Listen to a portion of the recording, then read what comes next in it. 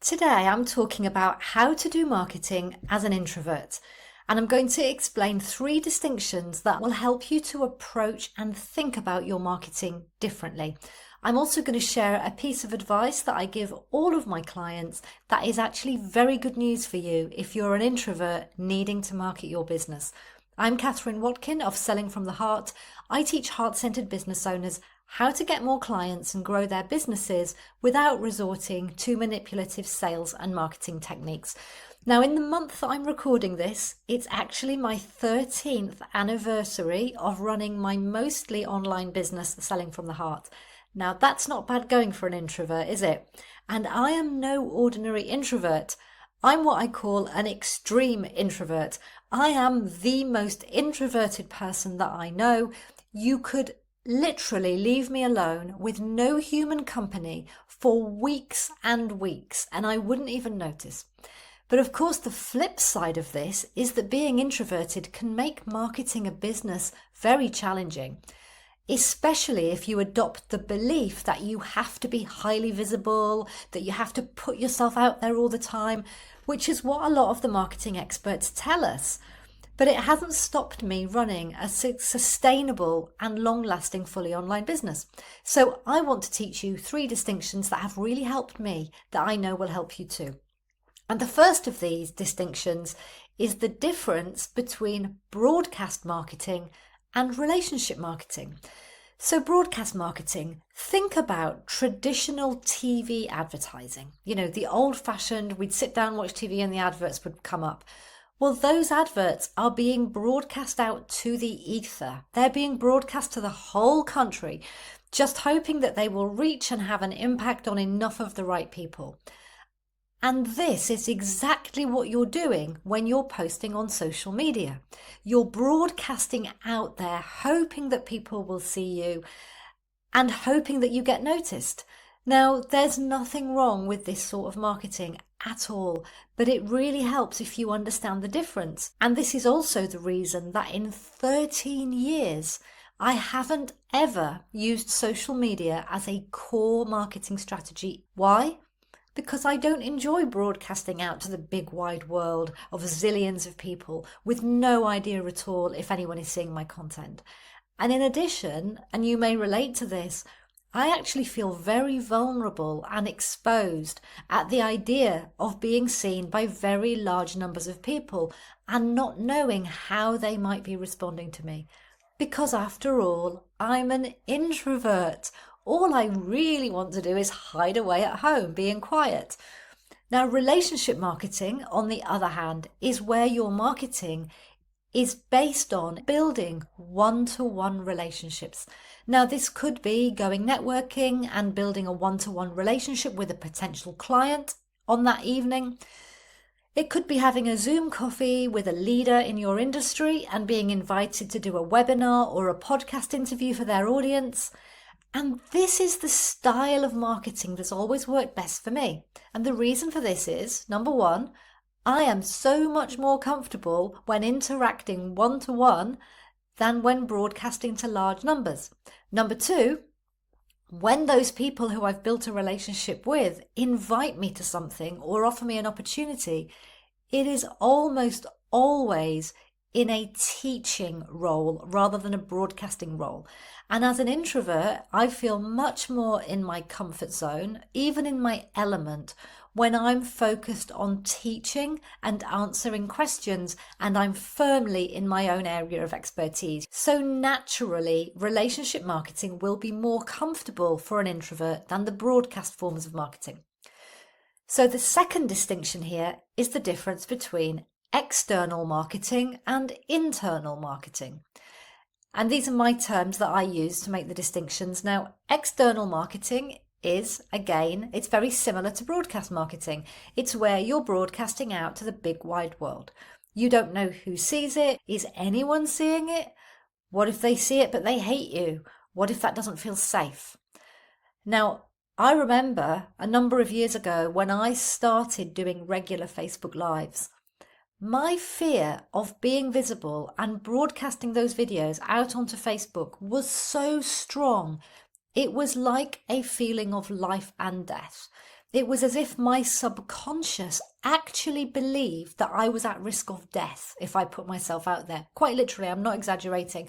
It ran very deep, and as a result, I actually invested in doing some inner work with an EFT tapping practitioner to clear away some of that absolutely paralyzing fear so that I could actually start doing these videos. But of course, it didn't clear the fact that I'm an introvert by nature, so I'm still not completely comfortable with that style of marketing. Internal marketing, by comparison, is where you're marketing to a smaller audience of people who already know that they like you and that they want to hear from you. And this is why, particularly when I have an offer or a promotion, I do most of my marketing to my email list. And how this works in my business is that for most of the time, when I'm doing marketing out there in the world, I'm not trying to sell or promote anything. Instead, I have a number of free giveaways that provide genuine value, and all I ask from people is that they give me their email address in return. Now, this feels a lot more comfortable to me than trying to sell and promote to a huge world of strangers, lots of whom won't be interested in what I do anyway. And again, as an introvert, you will also most likely be more comfortable building a community of people who feel more close to you, and then marketing to those people when you've got something to offer.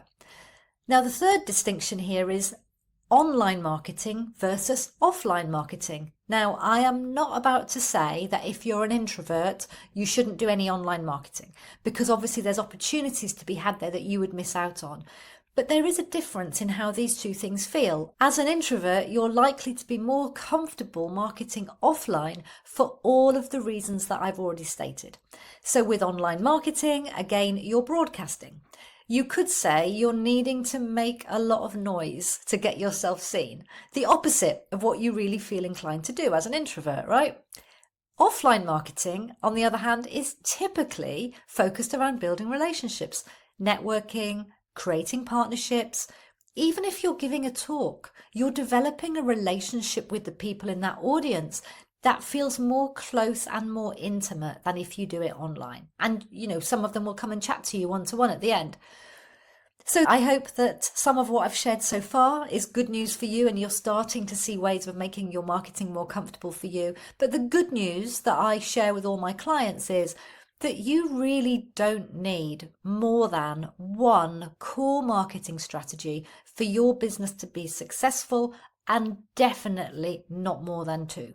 In my Business from the Heart membership, at the beginning of their journey, I encourage people to come up with their two core marketing strategies that they believe they will enjoy and that fit their personality and that they're going to focus on for the next few months. And I normally recommend that they choose one that is online and one that is more offline and more relationship focused.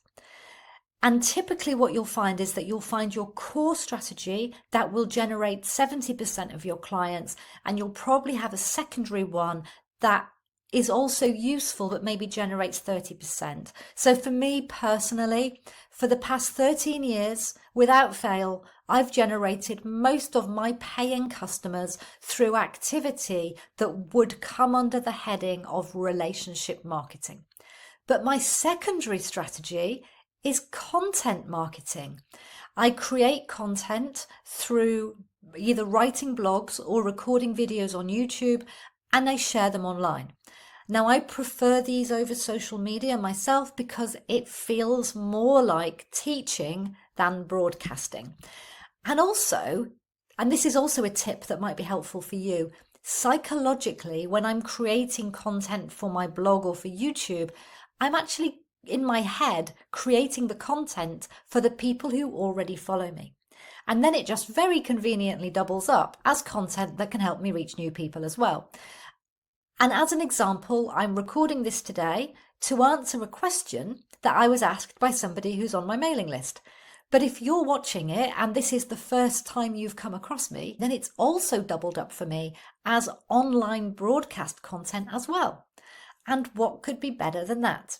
And of course, for me, this is so much more comfortable than going out there to consciously, actively broadcast to a whole world of strangers. I feel much more comfortable creating my content for the smaller group of people who already know me. And by the way, if this is the first time you've come across me, type in, say hello in the comments.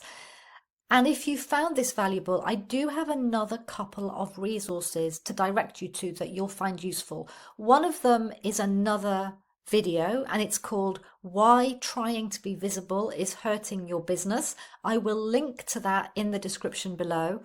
And I've also got a free training called How to Get Clients When Your Marketing is Making You Miserable, which will also give you some shifts around the way that you're approaching and thinking about your marketing in order to have it working better to fit your personality as an introvert. So you just need to hop down into the description below, grab both those links, then hop a bit further into the comments, say hello, let me know how you found this video, and I will see you very soon on another video. Bye-bye.